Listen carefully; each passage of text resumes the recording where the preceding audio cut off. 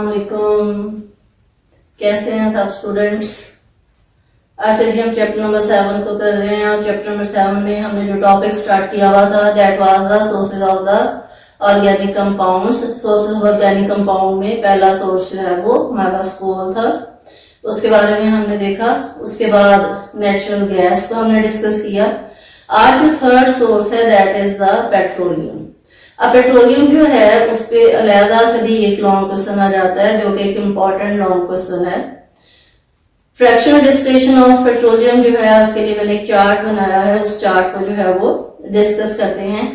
आपने भी इसी तरह से आंसर जो है वो बुक के ऊपर उसके अपनी आंसर शीट के ऊपर जो है वो लिखना होता है।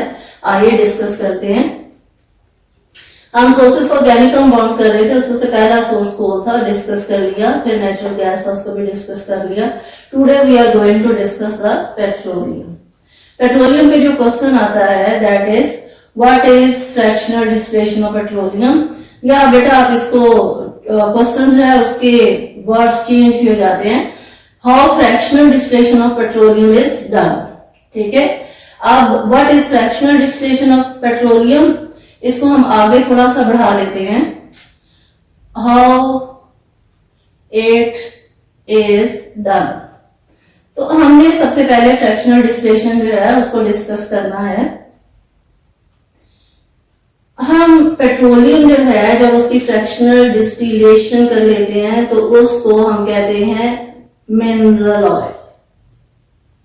ठीक है, जो पेट्रोलियम है वो हमें इम्प्योर फॉर्म में हासिल होता है। पेट्रोलियम इम्प्योर फॉर्म में जब हासिल होता है तो उसको हम कहते हैं क्रूड ऑयल। और फिर हम उसकी जब डिस्टिलेशन करते हैं तो उससे जो हमें प्योर फॉर्म में हासिल होता है that is called the mineral oil. ठीक है, अब इसको डिस्कस करते हैं। What is the fractional distillation of petroleum, how it is done. It is a method कि fractional distillation क्या है। It is a method to separate the components of a mixture on the basis of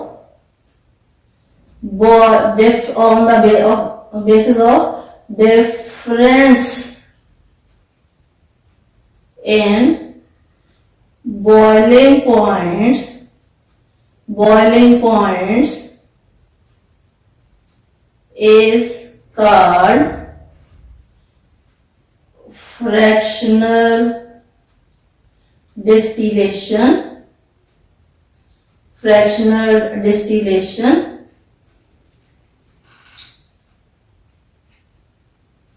यहां तक हो गया। अब हम इसको थोड़ा सा डिस्कस कर लेते हैं।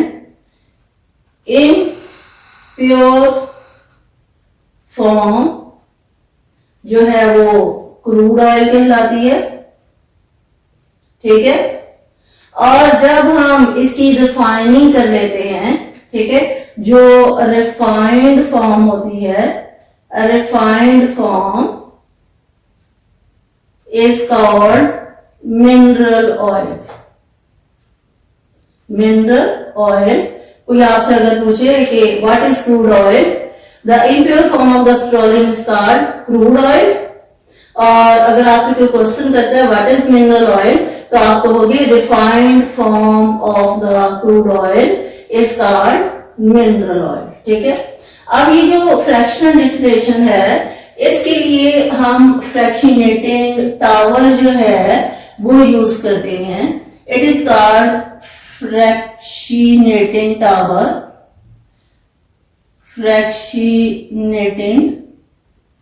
टावर। ये जो फ्रैक्शनेटिंग टावर है इसमें जो है कंपार्टमेंट्स बने होते हैं जिसमें जो है बॉइलिंग पॉइंट जो है वो बॉइलिंग पॉइंट के अकॉर्डिंग जो है कंपार्टमेंट्स बने होते हैं।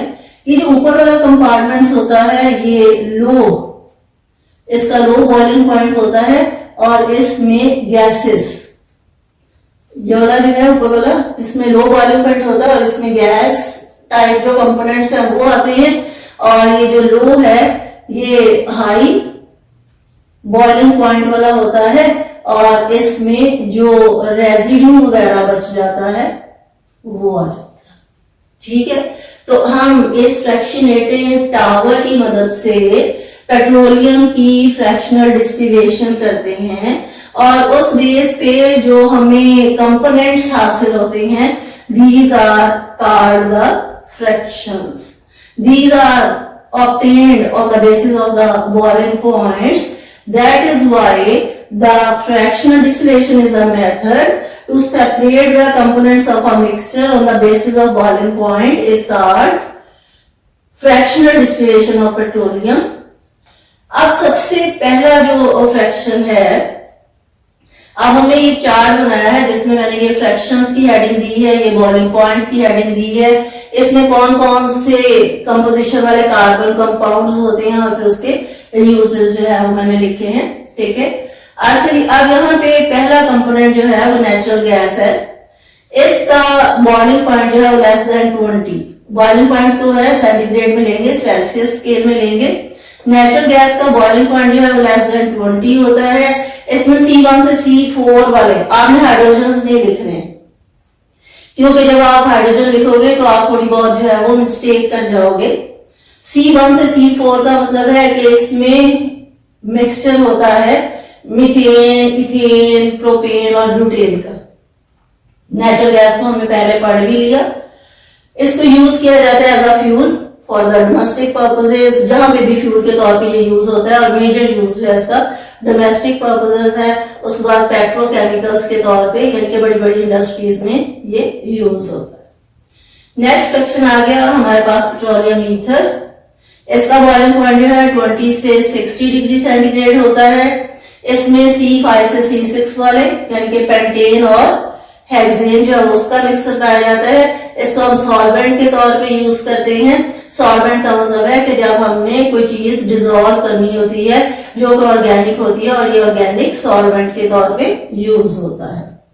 उसके बाद अगला फ्रैक्शन जो है लिग्नाइट, या जिसको हम नेफ्था भी कहते हैं। इसका बॉइलिंग पॉइंट जो है वो 60 से 100 डिग्री सेंटीग्रेड होता है। इसमें C6 से C7 वाले ऑर्गेनिक कंपाउंड्स होते हैं। इसको भी सॉल्वेंट के तौर पे यूज किया जा सकता है या रॉ मटेरियल के तौर पे। रॉ मटेरियल का मतलब है कि इससे और बहुत सारे ऑर्गेनिक कंपाउंड्स जो हैं वो बनाए जा सकते हैं, और इसको बिगनर के तौर पे यूज किया जा सकता है। उसके बाद आ गया हमारे पास गैसोलीन, जिसको हम पेट्रोल भी कहते हैं। ठीक है, इसका बॉइलिंग पॉइंट जो है वो 40 से 220 डिग्री सेंटीग्रेड होता है। इसमें C6 से C8 वाले हाइड्रोकार्बन्स पाए जाते हैं, और इसको हम मोटर फ्यूल के लिए यूज करते हैं, चाहे वो गाड़ी हो जाए चाहे वो बाइक हो जाए। ठीक है, तो उसके लिए जो है हम गैसोलीन यूज करते हैं। नेक्स्ट हमारा कंपोनेंट आ गया केरोसिन ऑयल। केरोसिन ऑयल जो है इसको हम अपनी आम लैंग्वेज में मट्टी का तेल भी कहते हैं। ठीक है, इस पे अक्सर जो है इन सारे फ्रैक्शंस जो है इन पे शॉर्ट क्वेश्चंस भी आ जाते हैं कि फ्रैक्शन जो है उसमें कौन से वाला कार्बन कंपाउंड पाया जाता है। लेकिन ये जो केरोसिन ऑयल है इसका एमसीक्यू जो है वो अक्सर आया हुआ है बोर्ड के पेपर्स में। केरोसिन ऑयल मट्टी के तेल को कहते हैं। इसका बॉइलिंग पॉइंट 175 से 325 होता है। इसमें C8 से C14 वाले मेंबर्स पाए जाते हैं, और केरोसिन ऑयल जो इसको हम हीटिंग फ्यूल के तौर पे यूज करते हैं। यानी कि पुराने जमाने में लोग केरोसिन ऑयल मट्टी का तेल जो है वो अपने स्टोव्स में खाना पकाने के तौर पे भी यूज करते थे। नेक्स्ट फ्रैक्शन आ गया गैस ऑयल। गैस ऑयल जो है उसका बॉइलिंग पॉइंट ग्रेटर देन 275 होता है। इसमें C12 से C18 वाले ऑर्गेनिक कंपाउंड्स पाए जाते हैं, और गैस ऑयल जो है उसको हम डीजल के तौर पे यूज करते हैं। उसके बाद नेक्स्ट फ्रैक्शन आ जाता है लुब्रिकेटिंग ऑयल एंड द ग्रीसेस। ये एक विस्कस लिक्विड होती है, जिस तरह चिप करती हुई लिक्विड। इसमें C18 से C38 तक वाले मेंबर्स होते हैं ऑर्गेनिक कंपाउंड्स के, और लुब्रिकेटिंग ऑयल या ग्रीसेस जो है इनको हम लुब्रिकेशंस के लिए यूज करते हैं। उसके बाद आ गया हमारे पास पैराफिन। पैराफिन जो है ये आपके पास जिस तरह आपकी कैंडल्स जो हैं वो भी पैराफिन से जो है वो बनती हैं। तो जितने वैक्सी कंपाउंड्स होते हैं दे आर कॉल्ड पैराफिन्स।